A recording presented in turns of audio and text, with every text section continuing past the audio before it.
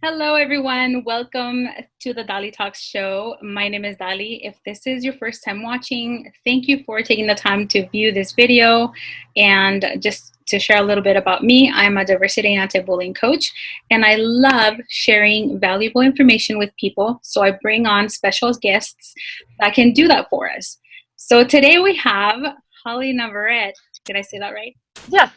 Awesome. And Holly is a psychotherapist, and I'm going to go ahead and invite her to go ahead and introduce herself for us.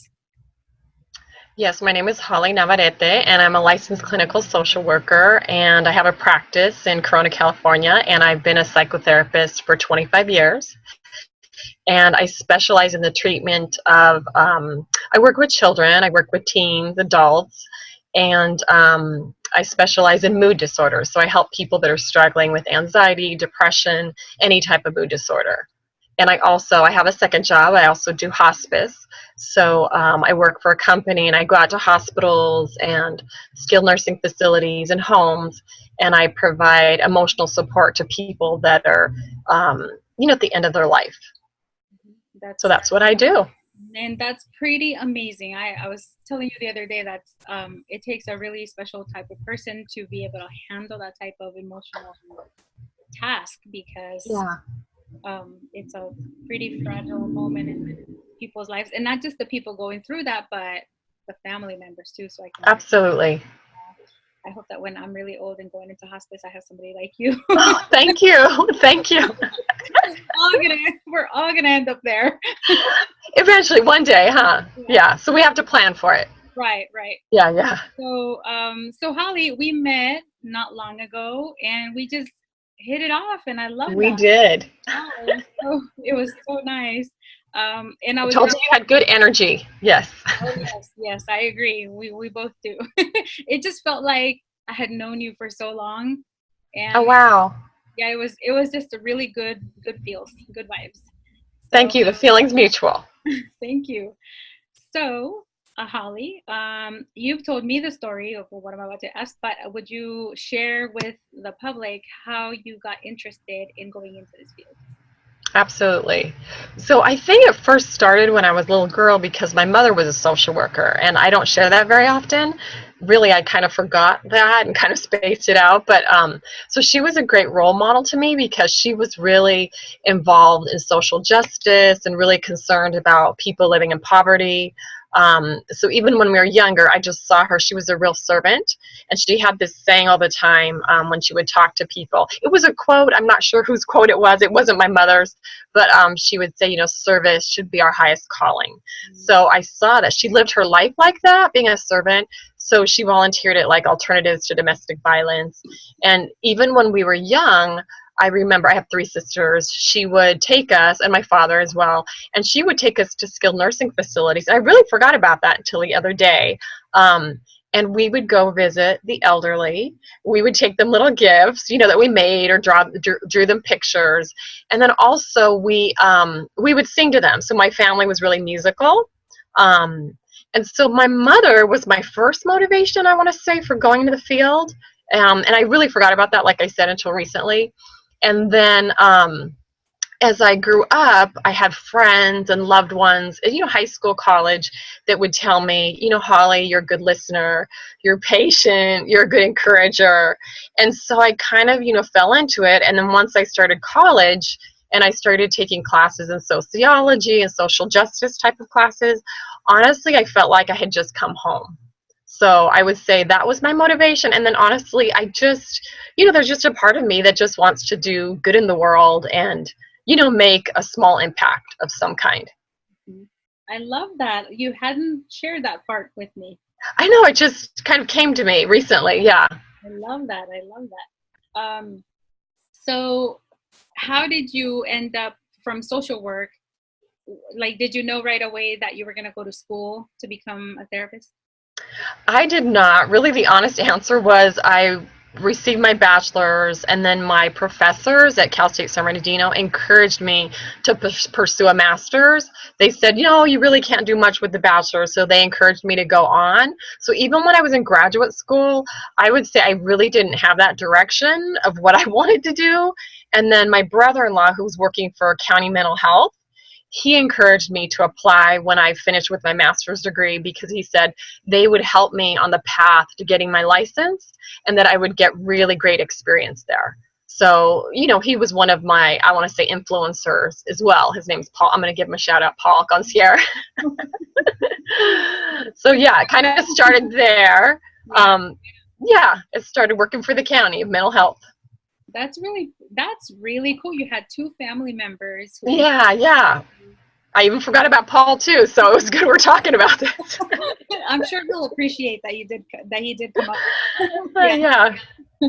That's so. Does Paul do a similar thing, or is he? He does. He worked for many years at County Mental Health, and then now he has a private practice, and then he also works for Kaiser as a therapist. Yeah, as an LCSW. So exactly, we're in the same field still. He's just been doing it a little bit longer. Yeah. That is awesome. What about your sisters? Because you said you have. No, my sisters, two of them are teachers, and then my other sister works in administration with RCC. Oh, see, all of you ended up doing something in service. I love that. Yeah, that's true. I didn't even think about that. Yeah, that was our mother all the way. Yeah. Really cool. So unlike my siblings, there's 6 of us, and we all do something completely different. Really? Okay. Nurse practitioner. Wow. Yeah, and me as diversity anti-bullying coach, and then my day job is a caption editor and archiving historical government stuff. And my brother is a mechanic. Although him and I were mechanics at the same time, I guess. Well, not the same time, but we're diesel mechanics on trucks and stuff. But I did it in the military. He does it early. He loves it. Wow. My other sister is a manager at ASU for business analysts. Mm-hmm. Things with databases and stuff. And then my other sister is a licensed psychologist. Oh, wow. Okay. Very diverse. Yeah, and my mom is a social worker at San Bernardino County. Oh, wow. For many years. So yeah, that's pretty cool. Let me see. Did I anybody? No, I think I got us all. So did you influence your brother to become a mechanic, do you think? Nope, not one. Well, actually, you know what? I should ask him because I became a mechanic in the Army, and when I left, we're 10 years apart. So he's 10 years younger. So I went to the military. I became a mechanic because I wanted to do something cool, and I wanted to kind of like rebel against the patriarchy. Okay, I hear you. I wanted to prove that girls could, fix tanks and Humvees and all those military vehicles. And I thought it'd be like just a fun thing to do. Yeah. And I never asked him if mechanics was something that I might have influenced. I doubt it, because he still, as you can tell, is that type of person who's not really into like studying and doing the sit in the office type of jobs. He just work with his hands, and everything that he does, he just hates being stuck in one place. He's got to be even on his free time. That's how Yep. Oh, good for him. Yeah, and he's really good at it too. I love that he loves it too, Let's see. And so getting a little more into what you do, I love that you shared with me off video, of course, that you have worked with children for many years. Yes. How many years have you been working with children? Gosh, I would say 26 now. Ooh. 26 years. So I started out at County Mental Health. Mm-hmm. So I worked for County Mental Health for 7 years, and it was a specialty clinic where I was just working with children. Wow. Yeah, children and parents, parent education. So working with kids that had a lot of emotional and mental health challenges. Yeah. So yes, that was a specialty of mine. So did you intentionally go in the field to work with children, or that just happened to happen? It just happened. When I interviewed for the county, I interviewed to work with adults and children, but in the end, I got the job at the children's clinic. And then, I just had a passion for that, and I love working with kids and their families. Yeah, I love that. So how young has the youngest one been that you've worked with? Oh my goodness. I would say maybe 3 years old. Oh, yeah, wow. Really young. Yeah, I don't see young clients like that now. So I would say I start with children at about 7 years old. Yeah. That's really good. And so, so I really love that. I wish we had more like people on live to, for questionings, but I have collected a few questions from parents, so I'm like looking down on my phone too. Okay. So one of the questions has been that came up a lot is, how do I know if my child is ready for therapy? Like at what point, if they're having, say, like high anxiety or just really challenging behavior where they're not listening, how do I know when it's time to take them to a therapist? I think if they're having any type of emotional or mental health issue, I mean, that is the right time. And especially if the parents feel like, hey, I don't have the tools available, or maybe the parents are feeling like, the child isn't opening up to them. Sometimes, a lot of times the kids are more open with a third party, a therapist, because sometimes they don't want to hurt the parents' feelings. You know what I'm saying? So therapy is just a great way for kids to have a safe outlet to share their feelings. And then I always tell the parents too, pick a therapist or choose a therapist that specializes in children and that provides play therapy, because that's the language and the expression of children. Hmm. Yeah. Yeah, I love that. That is something that I had never heard of before. Play therapy. Hmm. Can you explain to me Yes. about what that is?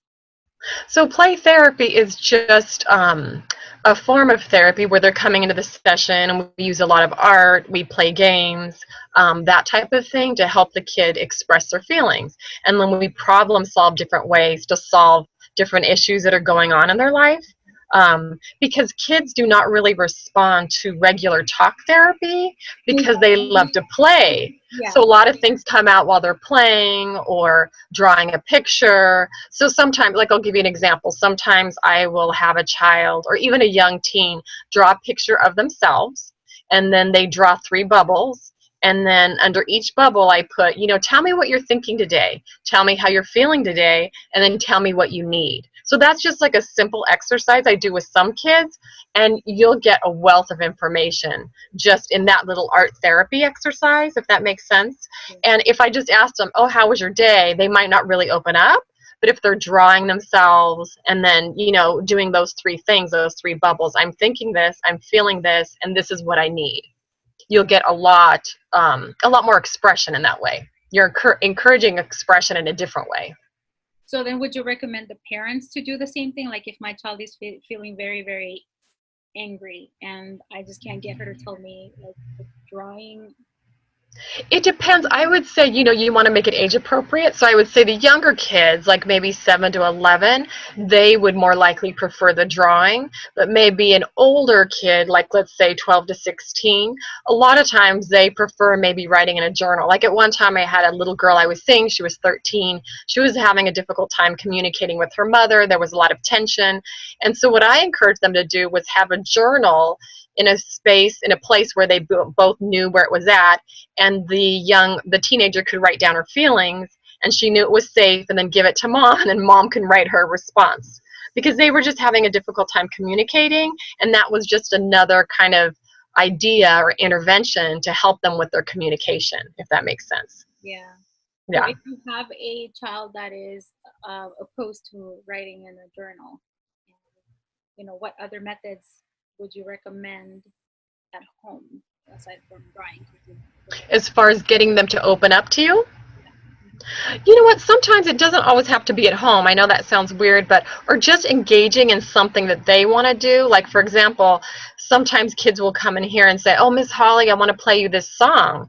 And I might not like the music, but I'll listen to it because I know I'm going to get some kind of expression from them, and then it's an opportunity for me to say, "Okay, hey, why is that song so important to you? Like what do the lyrics mean?" So I'm spending time with them on something that they want to do. So that's what I encourage parents to do. You might not like, certain songs that they're playing or some of their interests, but I would encourage you to spend that quality time with them, because that's when they're more likely to open up to you, if they see that you're interested in what they're doing, not necessarily what you're doing. Does that make sense? Yeah. Yeah, they might want to play, I don't know, Uno cards or play another game, or like a lot of kids also will show me their social media. Hey, I love this YouTuber. And then again, it's another opportunity for dialogue. Like, why do you like that YouTuber?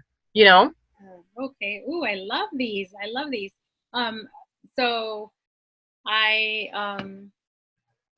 my I want to share something, but I get maybe let me. It's about my children. Like, Okay, that's okay. no, because she was like, "Mom, you're not telling people, are you?" I'm like, "No, no, no." But oh, it would have been such a good example. But anyway, I love your methods because I have seen that they are working. So Good. yeah, and let's see. So I'll just move on because I really wanted to share that one thing, but I can't. Okay, that's okay. Yeah, you got to respect your Yeah, children's wishes. yeah. Let's see.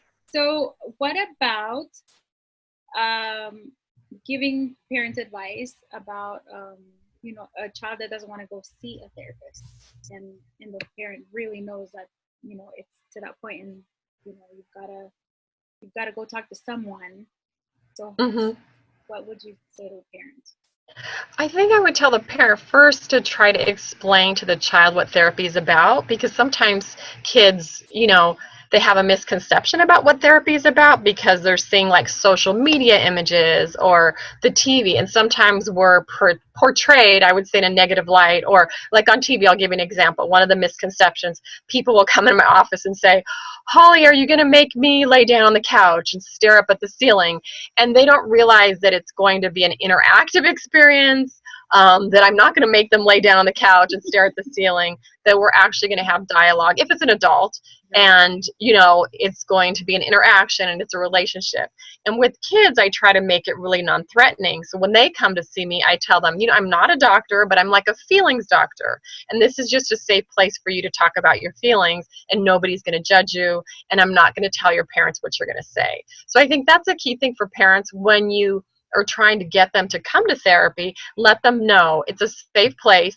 The therapist is not going to tell us what you're sharing in there, but she or he will have to let us know, if you're going to hurt yourself, if somebody's hurting you, or if, a child threatens suicide, that kind of thing. So yeah, we're mandated reporters. There are certain things we have to share, but I think you just want the child to know that, hey, it's a safe, non-judgmental place where you can open up about your feelings.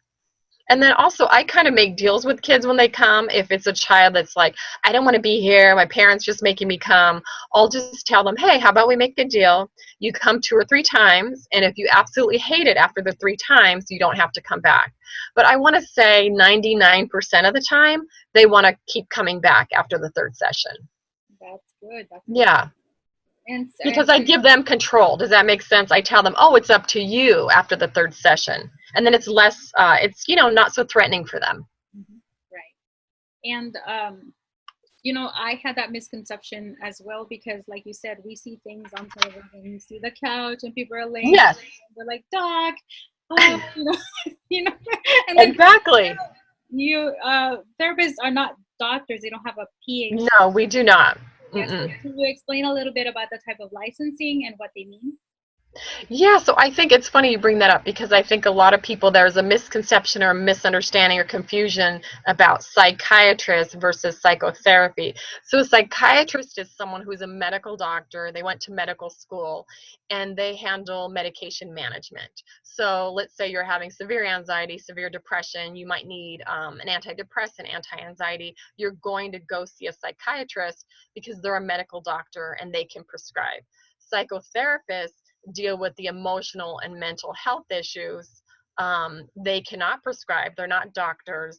And then they recommend like behavioral interventions, or they talk to you about strategies, and skills to help you, problem solve through your issue. Okay, So that's really the difference. I'm writing this down on the comments for people. Yeah, yeah, yeah. Yeah, they're gonna come back here and want to take notes. So thank you for explaining that. So there is another designation, or am I saying it right? But that MFT. Yeah. MFT, Can you explain what that? marriage and family therapist. That's similar to what I do, a licensed clinical social worker. The only so both of us have our masters, and both of us have to go on and get our license. The difference is that we have to get we have to put in more hours, post masters, if that makes any sense. But they're really similar degrees. They're master's degree level therapists with their license, Okay. but very similar. We basically do the same thing. Yeah. Yeah. Um, I know, and I just recently learned that term because my sister is Yeah. and so Yeah. and she actually just graduated not long ago, so she was excited and Yeah, sharing absolutely. things with me. So like, oh, I had no idea. But I have gone to therapy for several years now, and I went through the VA system, Yeah. and I had no idea that there was such a big difference because what the VA had was just they focused so much on PTSD Yeah. and anxiety, and I had no idea that there were other people that were not psychiatrists or Mhm. psychologists, that there were psychotherapists, and I think that that word psycho scares people away. So Yes, absolutely. yeah, I wanted to make sure that we clarify that so that people who need to go for themselves or their children can definitely look at psychotherapists as an option. Mhm. What I like about what's going on now with like public discussion is that more of this information is becoming more normal. And, Absolutely. and I know that a lot of it, I feel like it kind of started with the whole war and all the service members coming back. But what I like now is that people are realizing, hey, it's not just service members who have PTSD and depression and anxiety and other things. It is, like everybody can benefit from going to someone. And not like I'm a huge advocate because seen, I have experienced a great deal of positive outcome from having gone. Oh, that's wonderful. And That's good to one hear. thing that I also learned is that if you're assigned a person, like people who go to the VA or people, I don't know, like some medical insurances might assign a certain person to them, but I had no idea for a very long time that you could actually say, hey, this is not working out, Mhm. I need somebody else. That's funny you bring that up because I tell potential clients that or first time clients when they come in to see me, I'm completing my assessment, my evaluation. But at the end, I always tell them, if you're comfortable and there's a connection here, you're more than welcome to come back. But if there isn't a connection, that's okay. It doesn't hurt my feelings. I just want you to get linked up to the right person. Right. Because you never know what someone needs. Some people want a male, some of them want a female. I mean, they really have specific requests. Yeah. And so we just want them to get the best service possible. Yeah. And I like that. I like when they say that because it really feels like genuine that they really truly have my best interests Mhm. that are there. Mhm. You know, And you brought up another interesting point, just about veterans that, were struggling with PTSD because I work with people that, have been in car accidents and that are, victims of domestic violence and they also have PTSD. So, yeah. yeah. And just I tell people, friends and coworkers are like, hey, it doesn't hurt, just go. And sometimes just to, I don't know, clear your mind and think things through. Nothing wrong needs to be happening necessarily, but one of the things that I constantly, actually, this was one of the questions, and the question was, how expensive is therapy, and what do I do if I don't have insurance? Yeah, so there's different things you can do. So everybody charges something different. So that can be a range anywhere from like $75 to $150, for a therapy session. Now, if you have insurance, most of the session hopefully will be covered by your insurance and you might have a copay. But again, the therapists don't set the rates for the copays or the deductibles. The insurance companies do. So you would have to call your insurance company to find out, okay, what's my copay? So the copay usually is anywhere from like $10 to $30. Oh, So okay. it doesn't necessarily have to be expensive. Now, if you don't have insurance, there are some agencies out there that charge like sliding scale, or the county, sometimes will provide free services. Catholic Charities, I think they provide sliding scale. Family Service Association, which I believe there's one in Riverside, Moreno Valley, Redlands. So there are a lot of agencies out there that provide low cost therapy. And then myself, if someone comes to me and lets me know that they're struggling financially, we do offer sliding scale. Okay, I love So that is on my policies page and everything. Yeah, that's really Hmm. good to know. I was one of those people. Yeah. who was like, oh, you know, money's tight, or like that's a luxury. I don't have, you know, I don't have the interest, because back then, before the Affordable Health Care Act, I believe it was, Mm-hmm. that was not included. And I remember I was like, gosh, I wish they would include that. And was it acupuncture? And Yes. yeah, You wanted to do it all. yeah, and chiropractic services. But so I was extremely happy when they said that now it's allowed, because my husband and I started talking. I was like, we should get the girls, Mm-hmm. just because they can't always. I mean, it's just good to have that other non-partial person Yeah. to hear them out, or have a like, you know, look from the outside in about whatever it is that they're experiencing and whatnot. And you brought up an interesting point earlier. I think there's also another misconception out there that people have to be unstable to participate in therapy, but that isn't necessarily the case. You know, I work with some clients that are very healthy, and honestly, they just want to be reminded of some healthy coping strategies or some self-care, you know, ideas. And it's not that they don't have those answers. It's just sometimes we get so stressed out, and wrapped up in our life that we forget the tools that used to serve us, you know. So I'm just kind of like the reminder for them. But yeah, so I see a lot of healthy people that come to therapy, and that's another misconception too, that you have to be in therapy long term. But Right. therapy can be short term for some people. Yeah, there are some disorders where people might be in therapy for a longer period of time, but some people just need to come 5 sessions, maybe 10 sessions, just to kind of work on coping strategies and self care, and they don't have to be in therapy for years at a time. Yeah. Yeah, that's Mhm. absolutely true. I'm so glad that you mentioned that, because that was the other thing that I wonder. Like, oh, and the other one is, do you have to sign a contract of how many, you know, sessions to go to? But you just answered that there is no You contract. No, you don't. I mean, there are certain things that I encourage people to do if I'm doing a specific type of therapy. You know, I encourage people, okay, I'm going to encourage you to commit to 10 to 12 sessions, you know? Yeah. Okay, another question is, let me go back to that. Please share some of the top three pieces of advice for parents who are dealing with a challenging child. I think the first one that comes to mind when you have a challenging child, it's difficult to remain cool yourself as a parent. So I always tell parents, keep your cool, remain calm, and don't engage in an argument with them. And it's really easy, I tell parents this all the time, to accept their anger invitation, because a challenging child, when you say challenging, for me, I'm thinking oppositional, defiant, disrespectful. Right. And so a challenging child is challenging. And so a lot of times parents want to engage with them and argue with them.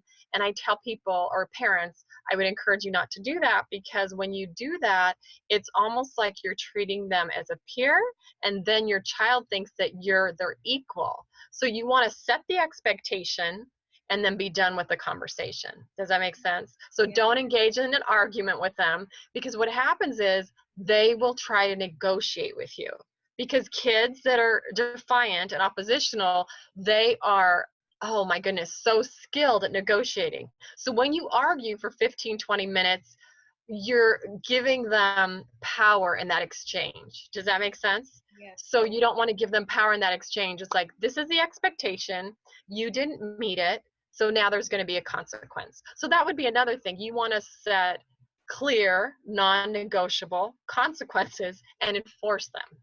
Does that make sense? So it's like, okay, if maybe a rule in your house is no screaming or cursing or hitting, okay, if one of your daughters screams, curses, or hits, then you're like, you know what, because you, I don't know, hit your sister, I'm just going to go with that. You do not get to hang out with your friends this weekend. So Mhm. it's clear, it's non-negotiable, and then you don't allow her to argue with you, if that makes sense. It's like, this is the expectation, and this is the consequence, and then you walk away. Okay. Oh my gosh. It's hard to do as a parent because your kid will bait you. Does that make sense? Oh yeah. Yeah. Oh, I've been there. Yeah. So I'm like, oh my gosh, I fell into the trap, Holly. I argued with her, and that explains why she kept challenging me. Yeah. Yeah. Yes, absolutely. Yeah, that is such good advice. Thank you so much. Because you know, I think my kids are pretty good kids, but you know, they're not perfect, and I'm definitely, Yeah. because I have gone into those screaming Yes. because I'm just so tired. I'm like, oh my gosh, what is going on? We all have. We get sucked into it. Yeah. Yeah. And sometimes I feel like, oh my gosh, if I don't scream, if I don't get loud, then you're not gonna listen until, because you like, you feel like now I'm serious because Hmm. I'm doubting, whatever my order is for you to do or not do, So that's a golden nugget right there. Thank you. Yeah. You can still remain calm and be clear about your expectations. You're just going to, you'll have a firm voice, but yeah, you're just not going to allow her to negotiate with you. Yeah, yeah. Yeah. Well, oh my gosh, I think I've picked your brain a lot now with all these questions, but I love it. I think it's really good information. So if I you, did want to say one thing too. I don't mean to interrupt you, but I think because I don't want people to think that we're just saying consequences, consequences, consequences.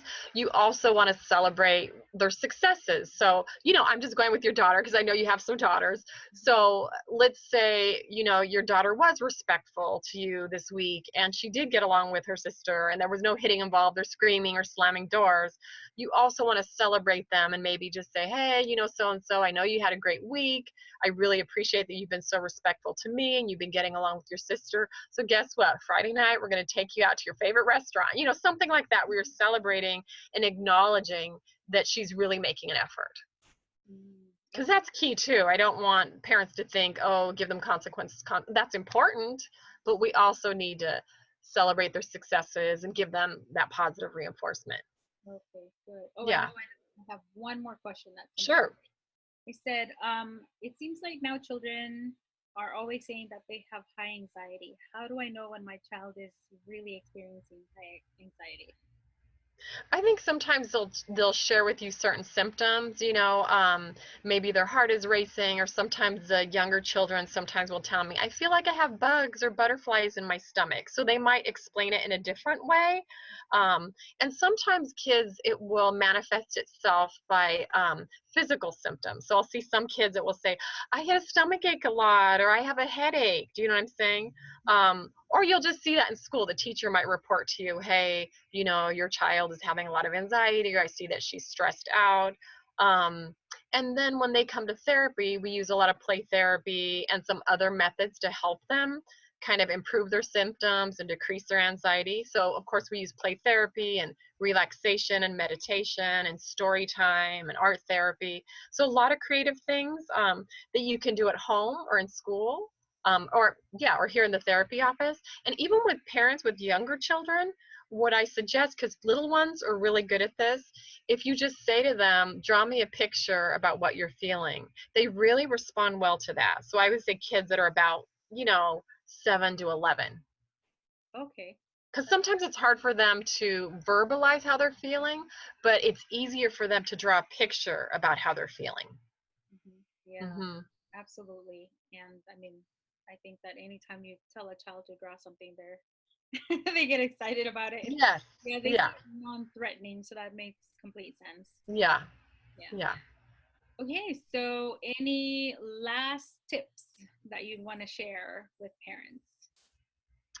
Um, There's also a site that I would recommend that I think is really helpful to many parents, and it's a site that focuses on parenting issues, articles. There's a lot of free stuff on there, but of course there's products, and I don't have anything to do with it, but I just think it's a really good website, and it's called empoweringparents.com. Okay. And so there's a lot of free articles there. And I know just personally, I mean, years ago, my husband and I used the website for some parenting education, and we actually hired a parenting coach when we were going through some challenges with our son. But you don't have to pay for anything. There are some free resources on there. Anything from like how to deal with an oppositional child, kids that are throwing temper tantrums, teenage issues, curfew issues, homework issues. So a lot of great support on that site. Wonderful. Hmm.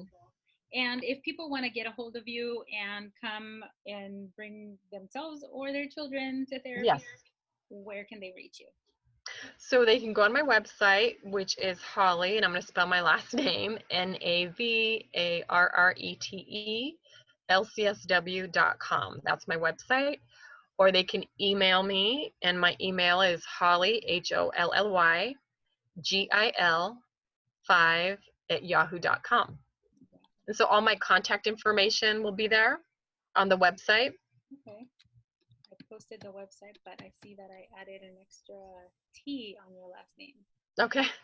Yeah, one T in Navarrete. Got it. And it's lcsw.com. Yes. Okay, there. Mm-hmm.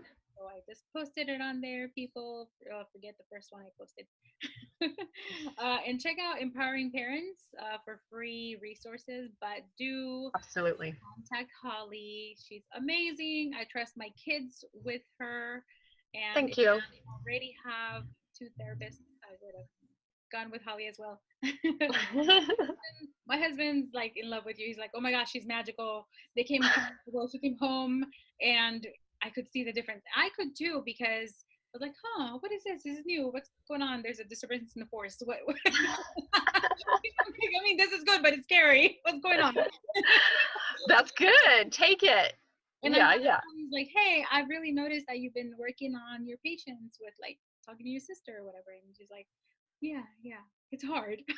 But good for her. And yes, and I love that you just said that, because you want to recognize your children verbally. And I guess that's, you said what's one last tip. I just would encourage parents to love well, praise their kids. And sometimes it's hard when you're dealing with a challenging child because they're in trouble a lot. So it's almost like you do need to, catch them in moments where they're doing something good. And sometimes that is hard with a kid that's challenging. But I encourage parents to make that effort. Yes, thank you so much. And thank you for coming on the show. See, it wasn't so scary. Thank you. You're welcome. So everyone, if you're watching this replay, make sure you check out Holly at her website. And if you want to book an appointment, send her an email. And if you have any more questions, go ahead and post them in the comments below if you can, or simply, go on to my website. I will be posting this video on my YouTube channel, on my Facebook page, and of course on my website. So thank you so much for watching. Don't forget that I come on every Friday at 6 p.m. for the Dalitalks show. You can also catch me on Instagram on Monday mornings at 11:30 with Miss Keisha, the girls confidence coach, my BFF, my accountability partner, and we always talk about different topics for just about 15 to 20 minutes. And let's see what else is coming up. Oh, if you're gonna be in the Moreno Valley area in California, check me out. I will be having 2 workshops on August 6th and on the 16th for family teen night, and I will be going over bullying versus teasing for one of the classes, and then the following it's going to be reporting versus snitching, because there's a big snitches get stitches culture, and we want to make sure that we take away that power from that mentality. And check out also dalitalks.com. Subscribe to my newsletter. And thank you so much for your support and for always allowing me into your mailbox if you're already subscribed. Have a good night.